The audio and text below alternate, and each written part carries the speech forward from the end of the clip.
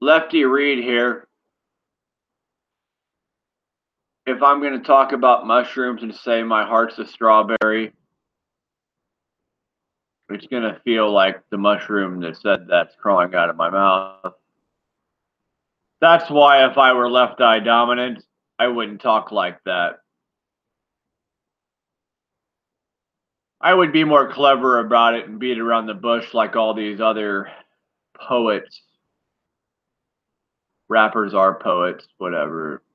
I would be more clever about it so it didn't actually make me feel like I threw up a strawberry mushroom. So I could say something like, if I want to, and I'm quoting my brother, if you want to be able to fall asleep without medication, buy a bullet and rent a gun. Buying a bullet means that I thought of something new. Like I have a new analogy I've thought of that I haven't put out to the public, but it is my bullet. So I'm going to give you a bullet right now. I'm going to say, when I'm trying to sleep, I feel my voice box talks to my dreams. And that's why my voice box is a little black robot. I am a robot. And me talking about that was my gun. So I bought the bullet and I rented a gun because the gun is gone now because I said what I said, et cetera, et cetera. But if I say, if you want to sleep at night, buy a bullet, rent a gun, that doesn't give anybody a definite answer of what the weird statement meant. And being left eye dominant, I would not say, oh, my heart's a strawberry, because it makes me feel like I just vomited. But unfortunately, when I take off my right eye patch, I'm going to go back over to being a bear.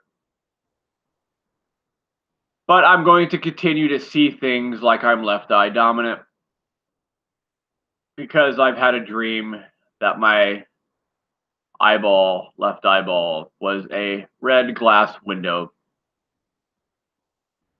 And after talking with a friend about that today, I realized a little bit something better about it, but I really don't want to tell you what I see through my left eyeball right now because I don't want to tell anybody ever.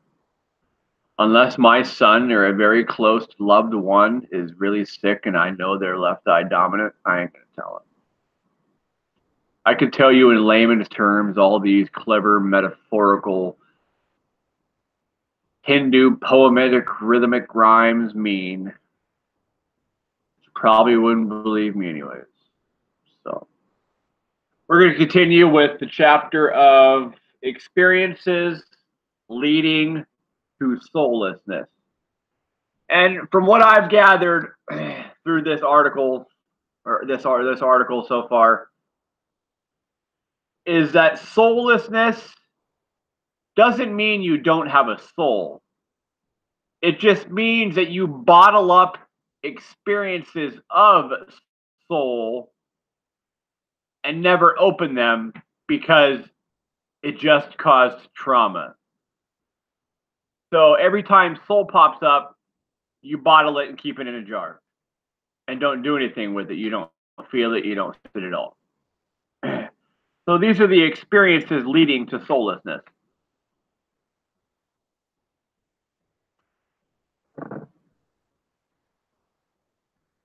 As noted, the human soul develops through expanding its range and capacity for depth and intensity of experience, and by growing its ability to translate its emotional responses into creative action.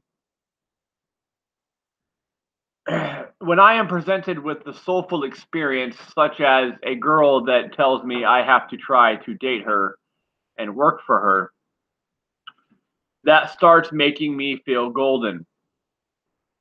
When my heart starts to feel golden because I feel like I have a chance that leads me into the ability to have depth and intensity of my experience.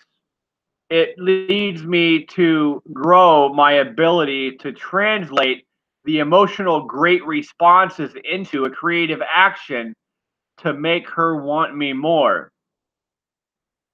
This natural growth towards increased affective sensitivity and expressivity can, however, be disrupted by intense and overwhelming experiences which a person is not yet developmentally able to metabolize. I have been going slow for the past month, and I have been the only one contacting her to hang out. She does not like cell phones and texting and talking on the phone, apparently, so she says. So trying to have any sort of relationship to get to know to each other that way is out of the question. But she has no problem with me showing up at proper times. If she's busy, she'll let me know. I don't really have to even call before I come over. I just knock on the door. If she's home, she'll answer the door. If she's busy, she'll say, like, how long are you going to be? I'm going to bed or something. When I get a text message from somebody whom I think I know who it was that tells me that I need to quit texting her, pretty much, in so many words, I respond with, you don't know the conversations we've had, and that is none of your business. And what he did not know is that previously, before he had texted me, I had called and left a message on her home phone stating that I could no longer try to get orange juice out of a rock because I need her to start trying to initiate some attention seeking skills so I know that I have her attention instead of her just one time telling me you have my attention, which was on January 23rd, which was like the greatest night of my life for since I can remember. No sexual experiences happened, but it was just a very nice date. So I decided that I'm just going to give her space. And I told her this. I'm done. I'm trying to do some things with my businesses. I'm trying to do some things with psychology on this webpage. However, when I am done with this article, I am done talking about psychology because there is most likely a chance that my right eyeball will be poked out by the time I'm 40 because I am tired of feeling like I have to help the people that are soullessness. So let's hope that these videos get spread to the proper informational places to where you guys can show these people how to keep soullessness without me having to constantly repeat myself in reality when I meet somebody that I know has soullessness because of traumatic experiences. But because of this whole experience, and then after he texted me, I texted her pretty much the same thing, that I don't know if you told him to text me or if he just said he didn't want me talking to you because he's jealous or what the deal was. But like I said, I'm going to give you space and I'm going to continue to do what I'm doing. If you call me, great. If you don't, still going to go on the same. I'm still going to be stuck in hell without a match. So it doesn't really matter at this point. I am a loser who is misunderstood by people because of 3 types of brain trauma. I have brain trauma that makes me not remember anything. I have brain trauma that prevents me from understanding how to communicate like regular people.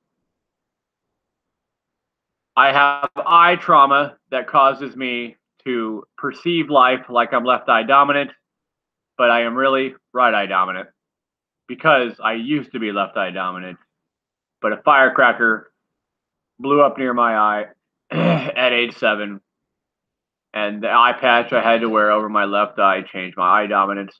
And now, when I look through my right eye, I feel like there is a nipple from a breast stuck inside of my eye socket, like she's standing in front of me and her breast is in my eye socket. That is how I feel. That is the brain trauma that I have been caused. And that is why I will probably never find love And that's probably why I will either be shooting myself at age 40 or at least poking my right eyeball out so I don't have to deal with the horrific imagination stories that I see from people that have soullessness. Because it's people with soullessness that give me the strange ideas of how to save their soul and release their soul from their bottle, or that part of their soullessness from their bottle.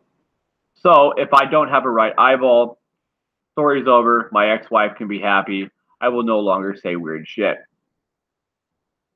If anybody does, however, want to come to my address, you can find me at 504 West Street, Deweese, Nebraska, and you can poke my right eyeball out for me. I would suggest using a thumbtack. That's what I'm going to use. It won't poke my brain. I will be going to a hospital, and I will be just poking the pupil out and then walking in there and telling them to just take the goddamn thing out because I'm tired of staring at her tits. Experiences of failure that are shamed. Wait. A human possibility for numbness exists whenever the soul is insufficiently developed to tolerate the intense effects evoked by life. This was an intense experience with this woman. Now, the last time I saw her, she had moved her foot barely touching my leg, so I saw that she was attempting and going slow. But after a month, she was going too slow, and after last night's text and no explanation from her, I have to move on and just assume it's not going to work.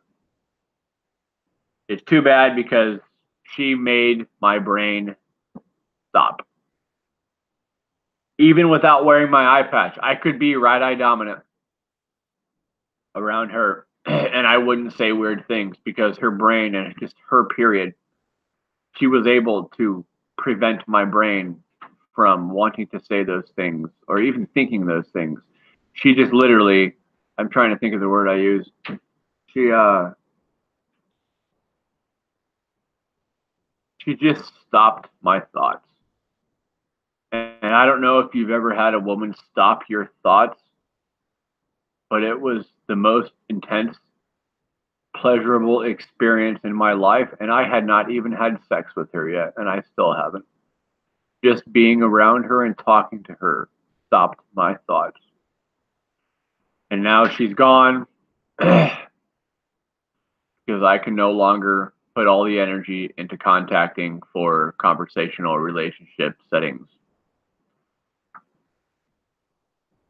Experiences of failure that are shamed, of trauma, and of soullessness in others tend to trip or even rip the young soul. My soul is the oldest soul in the universe. And I don't know how old that is, but for just to give it a number, my soul is 1 trillion years old. And I hope it doesn't come back because we're putting the information on the internet for you to see. So let's hope that I can finally rest and stop talking about the differences between left and right eye dominance. Nobody's taught this. Nobody teaches you your left or right eye dominant. They should. They should do that in kindergarten and first grade and second grade until they know you remembered it. Or at an appropriate age to where you know the child will remember what eye dominance they are. But then when they give you the eye test at school, they don't teach you your eye dominance. And I don't care if you're right eye dominant, you can say the word never mind because you know what? There are rainbows out there made of plastic, and I don't feel how that is not as that word's not a bad word, man.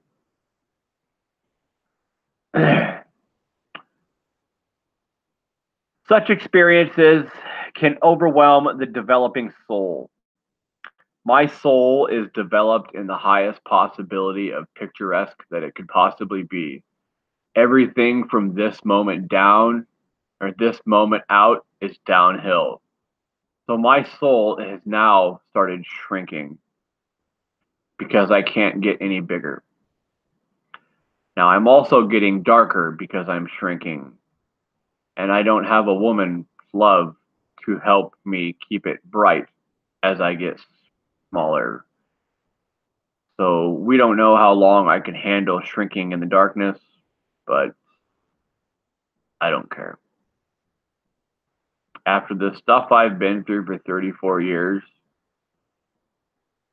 because of doctors misdiagnosing me, I don't care.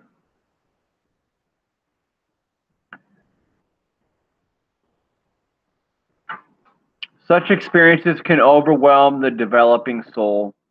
Short circuiting is a natural propensity towards growth.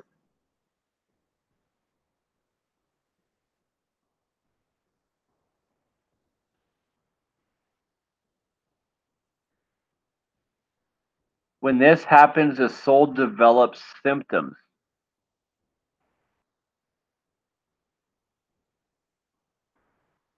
Symptoms, yeah. Bad memories are associated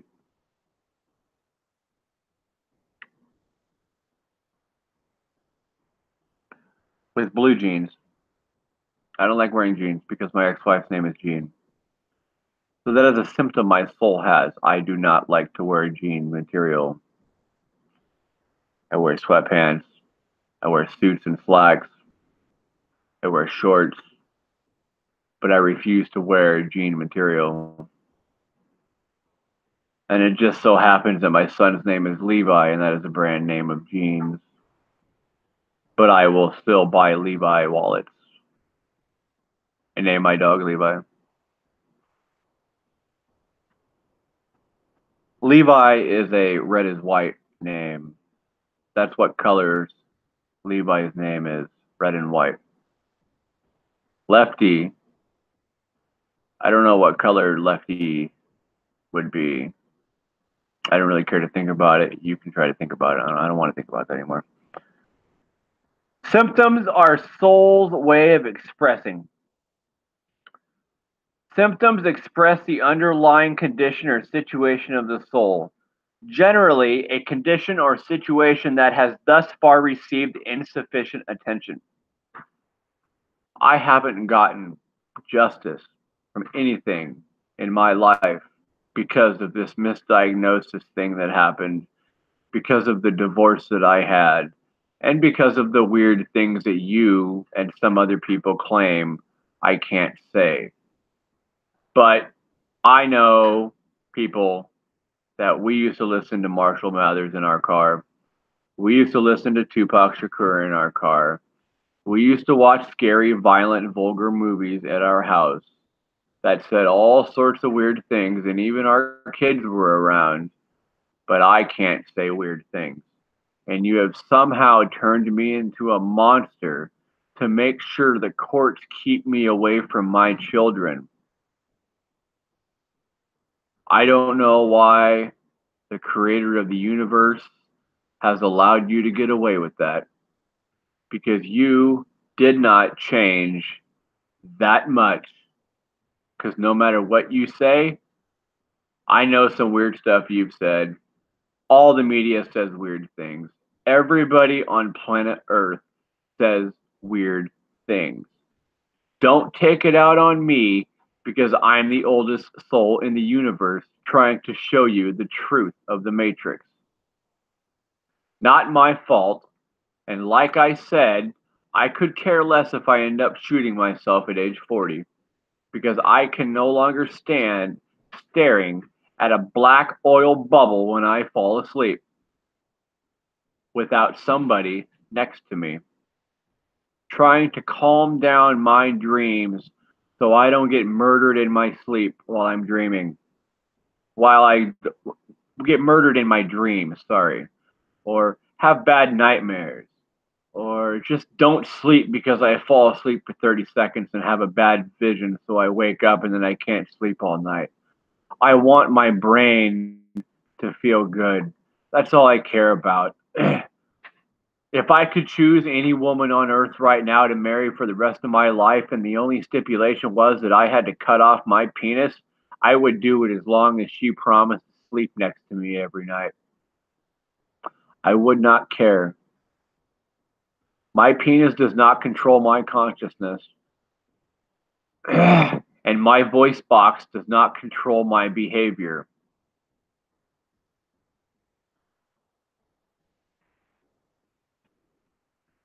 Symptoms express something in the soul's life that needs to be attended to. They are the soul's way of commanding that attention. For the suffering that accompanies symptoms tends to mandate one's attention. Then it becomes necessary to sit with the images and work with the symptoms so the soul's deepest meanings can be uncovered and manifested. To instead literalize an image puts one in danger of enacting the symptom, when what is called for one is to receive the messages and meanings carried by the images and symptom. To literalize the images associated with the soul's symptoms is to risk enacting evil.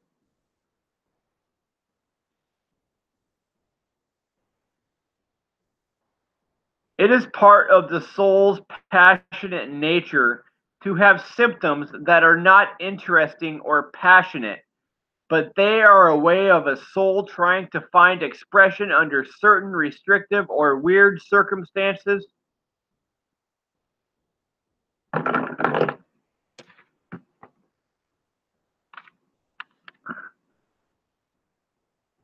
It is part of soul's passionate nature to have symptoms that are not interesting or passionate. Everything about my soul is negative. It feels negative because I don't have somebody to sleep next to.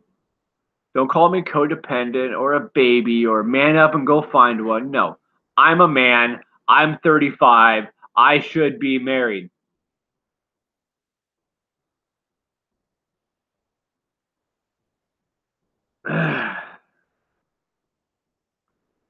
but they're a way of but they're a way of soul trying to find expression under certain restrictive or weird circumstances. Numbness is one such symptom. It is the provocative adaptive response. Numbness is a particular manifestation of symptomatic soul. As a symptom, numbness also belongs to the soul's life. Numbness feels like this inside of your head.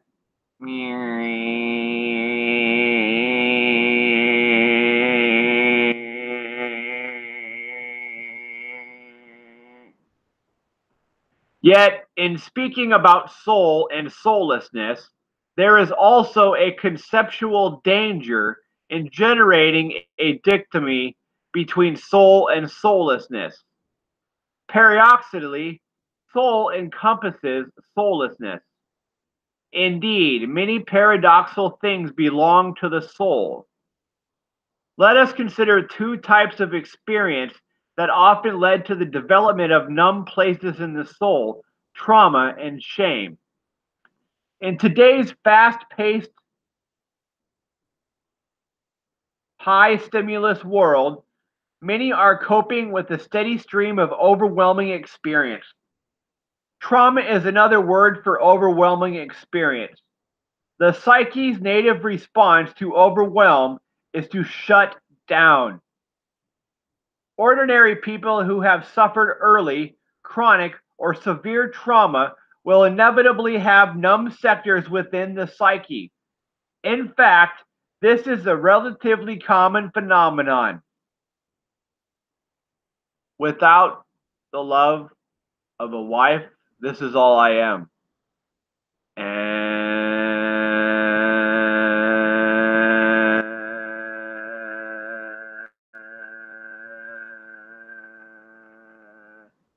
And it never stops inside my head.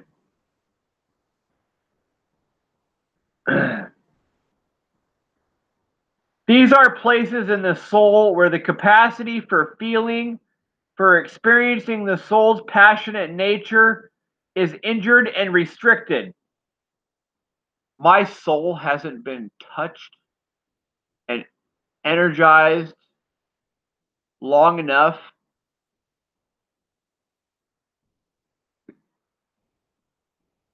I My whole life, maybe because of the whole misdiagnosis. I've just woke up to reality. November 7th, 2017, after my eye surgery. It's a whole new world. I no longer hallucinate. So that makes me a couple months old.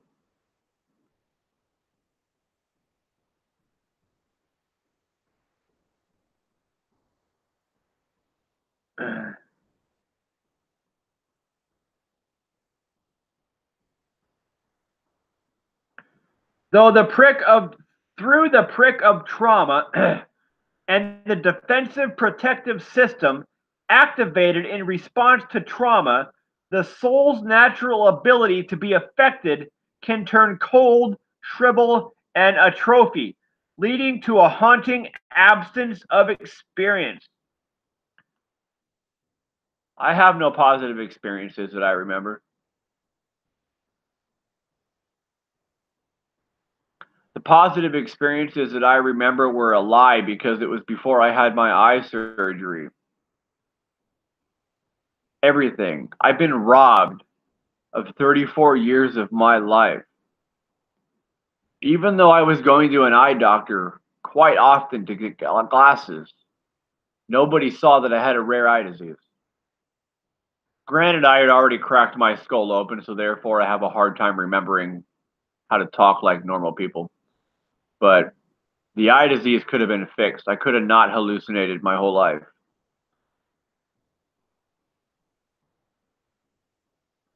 But then the doctors got a hold of me in psych field.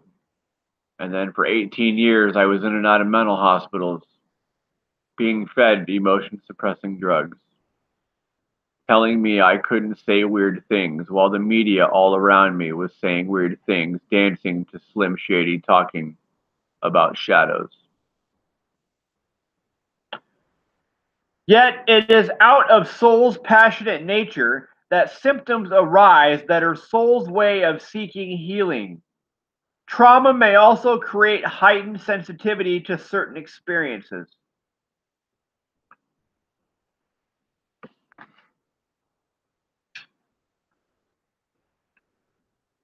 I'm scared to ask people out to dates.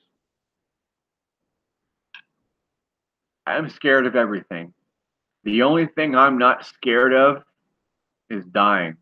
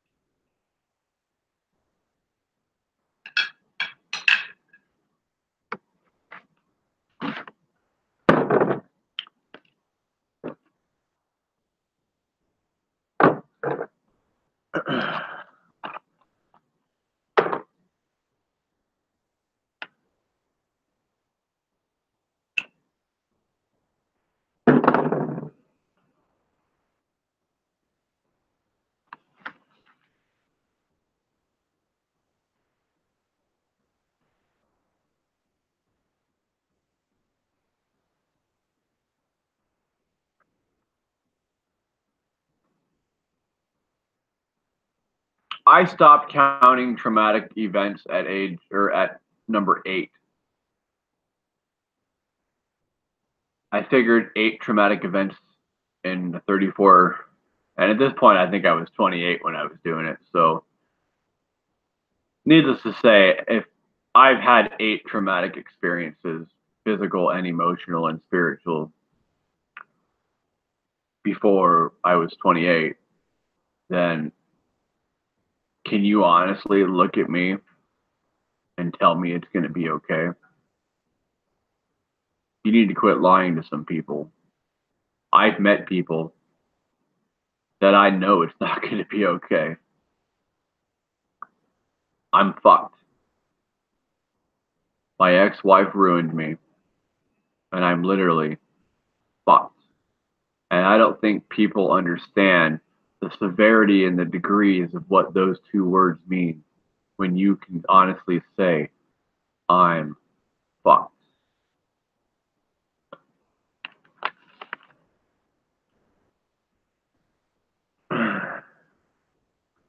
When people are overwhelmed and cannot successfully defend themselves, by the way,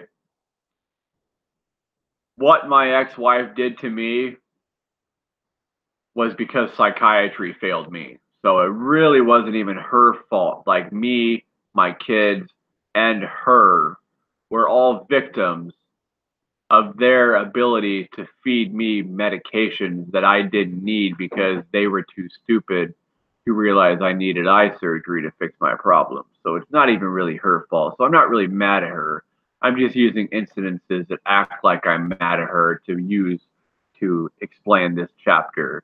So I know she may see this and she may freak out and blah, blah, blah, but you're the victim. I'm the victim. I'm the first victim. My kids are the main victim, and you are the third victim because my kids are more important than you. My kids are more important than me. But if you would have never met me, then everybody would have been better off.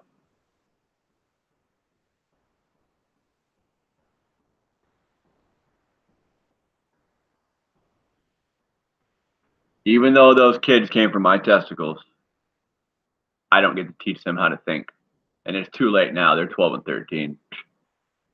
They've got another man's thought process in their brain. So when people are overwhelmed and cannot successfully defend themselves, they often feel ashamed.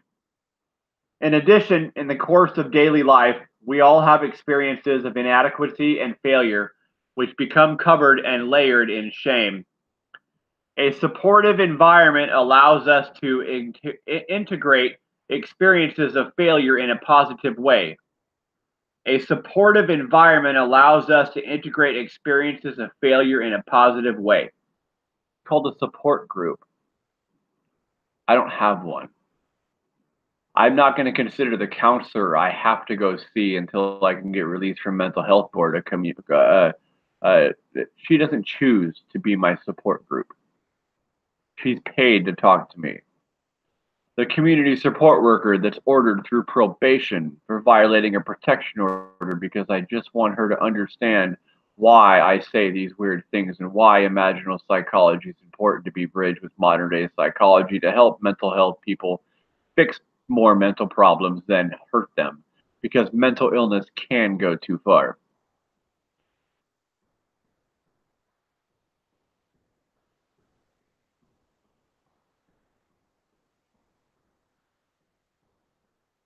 In addition, in the course of daily life, we all have experiences of inadequacy and failure which become converted and layered in shame. A supportive environment allows us to integrate experiences of failure in a positive way. Nobody chooses to be my support system. They are all paid to by the government. Shame is amplified when experiences of failure, incompetence, and integrity occur outside the context of a supportive environment.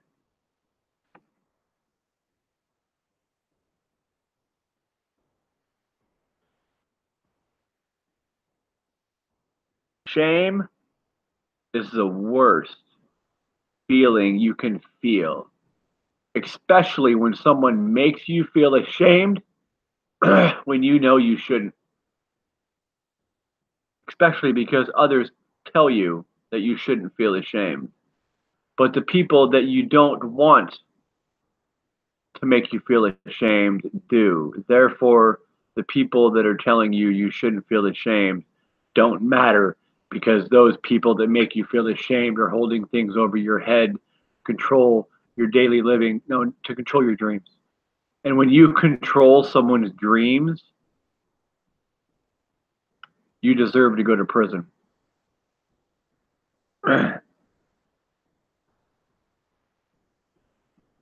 Or even worse, you deserve to have your dominant eye poked out. Or, for a less violent purpose, you deserve to have to put a eye patch on your dominant eye and eat 3 mushrooms. That would be a suggestible punishment for someone who controls someone else's dreams. Because I know the difference of consciousness between the left and the right eye, and it is a real thing. You hear about it in politics. Oh, I'm on the left, I'm on the right. Well, we're talking about eye dominance here, people. We're not going to get into brain dominance and eye dominance because like brain dominance can be different from your eye dominance. You can be left eye dominant but right brain dominant, which isn't good. But if you're left brain dominant and left eye dominant, you're walking a straight path. No one wants to walk a crooked path, but some people in this life have to have cross dominance unless they were to get rid of their other eye. I am left brain dominant. I was left eye dominant. I am now left brain dominant and right eye dominant. It sucks. It's confusing. It's twisted. And I'm not walking a straight path. I don't think with the same eye that I see, which is why I don't know how long it could be, but fuck, tomorrow I might poke out my right eyeball because right now I feel really comfortable with myself and I am choosing to talk the way I am, even though I don't like it, but I'm only doing it for informational purposes for psychology to hopefully change the way America looks at psychiatric patients. Because when I'm done with this article, done talking about it,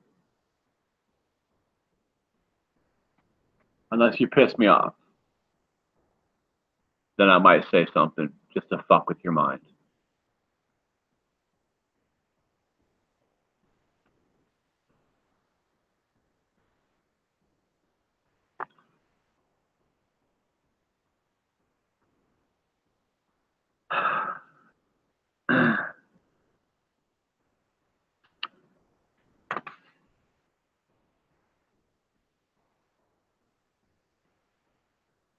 A sense of failure can accompany the inability to inhibit one's full affective experience and to translate one's affective responses into empowered creative active.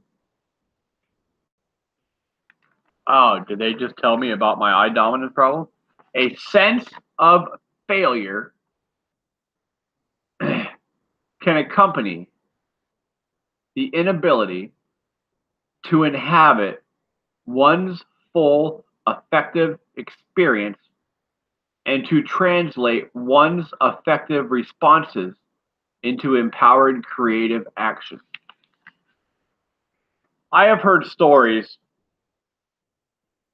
from right eye dominant people. When they hallucinate, they can look at your face and it looks like it's melting. I've done those same drugs. I never once saw anything melting, even though I was right eye dominant. My experiences of my hallucinations were translucent jello-like ghosts. One of them was a dinosaur hat on top of my left side of my head with a pink bow on top while I was sitting. It was translucent. It was jello-like and ghostly. And it was a flash. If you read my book, Dinosaurs Don't Need Mirrors in Space, you would see that all of my hallucinations in that book that I really did have were those of a translucent matter in my vision. And none of them distorted anything. All it did was add things that weren't really there. So I believe if you did studies on hallucinogens in a doctored setting environment, you would see that left eye dominant people hallucinate differently from right eye dominant people. But good luck getting the left eye dominant people to tell you what they saw. Because we don't like to talk this way. Because we know that you don't understand it and you can't understand it and you won't understand the truth because you want to live in your life saying, don't say never mind. You know what? You can say that word because there are rainbows on the horizon made out of plastic. And that is even scarier.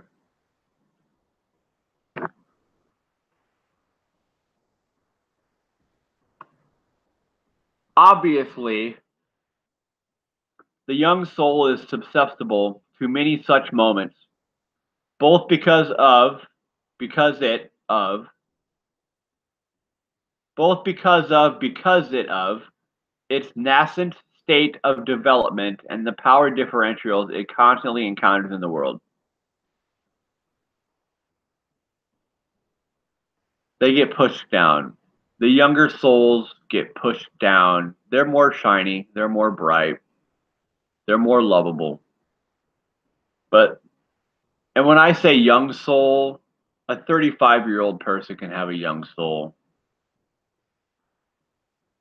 Because if I'm a trillion years old in my soul, that's old. Compared to a 35-year-old soul, that is not old. It may be useful in this context to distinguish between primary shame, experiences of shame that constitute primary wounding during one's upbringing, and secondary shame, shame that gets triggered as a consequence of the primary shame wound. I would believe that statement. There is shame that you know you should feel, and there is shame others make you feel when you know you shouldn't. Even if that past statement that I read from this article is true, I care not to get into that because I'm moving on. As one of the 9 biological effects, shame has biological basis with the somatic component. Somatic component. Shame is one of the most excruciating experiences to tolerate.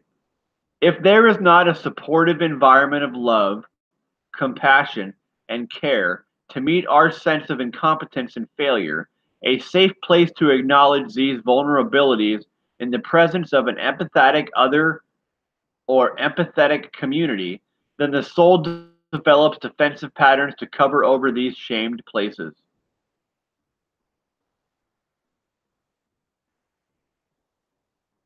I feel so much shame that words cannot express it, but it has stemmed from the fact that my kids have not been seen by me in almost a decade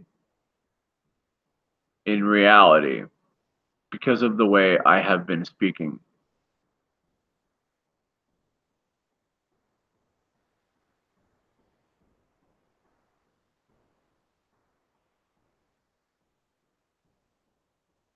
Nathanielson identifies 4 defensive responses to shame: attack self, attack other, avoidance, and withdraw. Some of these I would do. I would never attack another. I would attack myself. You gave me a bottle of liquor and a gun, I'd be dead right now. Avoidance, I do not avoid. I reach out too much for attention, and it always ends up causing me shame.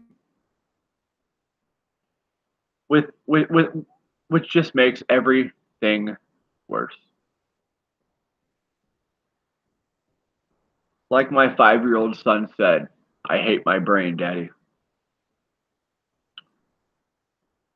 And withdraw. I don't try to withdraw, but people force me to withdraw because they don't want. People force me to withdraw because they avoid me. I'm going to do a social experiment right now. I don't know how long it's going to last, but I am not going to call or text anybody unless it has something to do with a bill or something that comes in the mailbox. Or my landlord, because we're working on a project upstairs, as you can see the drywall behind me. So besides contacting my lawyer and people that mail me things in the mail, I'm not going to contact a single person. And we will see how long it takes for somebody of essence in my personal life to contact me. Now, I have somebody that talks to me on Facebook that watches these videos, and I'll talk to her if she talks to me, but she's married, so I understand seat's taken and there's no romantic feelings in there, even though she's extremely attractive.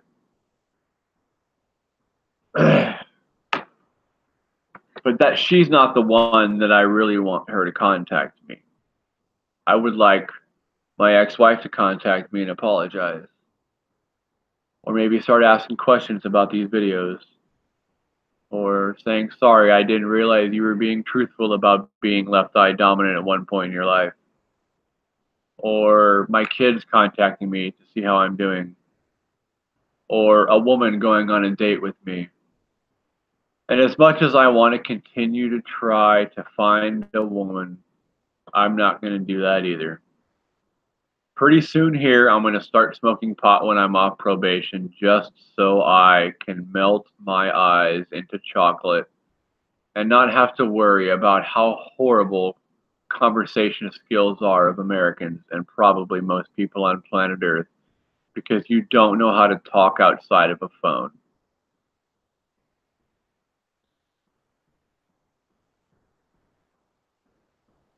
When the attack other strategy becomes habitual, a false sense of power can be fabricated. Now, you can attack others people's psychologically, which I've probably done a lot on this video.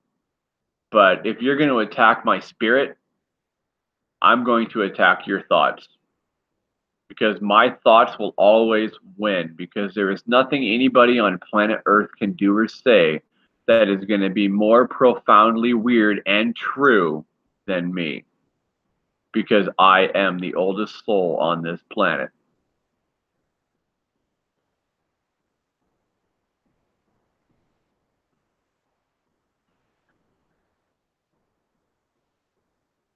When the attack other strategy becomes habitual, a false sense of power can be fabricated, as in the chronic use of bullying or intimidation strategies. This false power can feel off of diminishing and dishonoring the free autonomous other. It contrasts with the authentic personal power rooted in the human capacities of courage, fierceness, compassion, humility, and autonomy. Now you might say this video was very mean, or it showed that I had violent tendencies. The purposes of this video were to get you to ask yourself one question.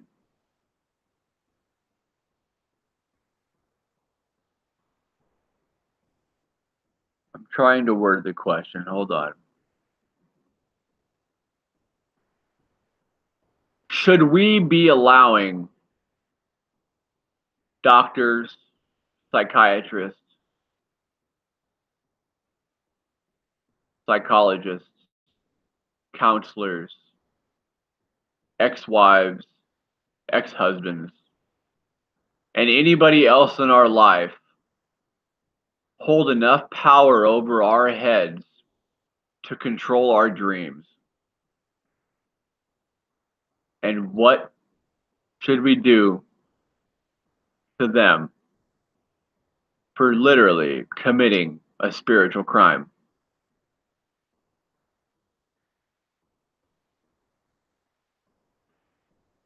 Take all their tax money at tax season would be a start. Or give all their tax money to somebody else that needs it. Because nothing more would piss people off than taking away money that is a morbid entity of imagination.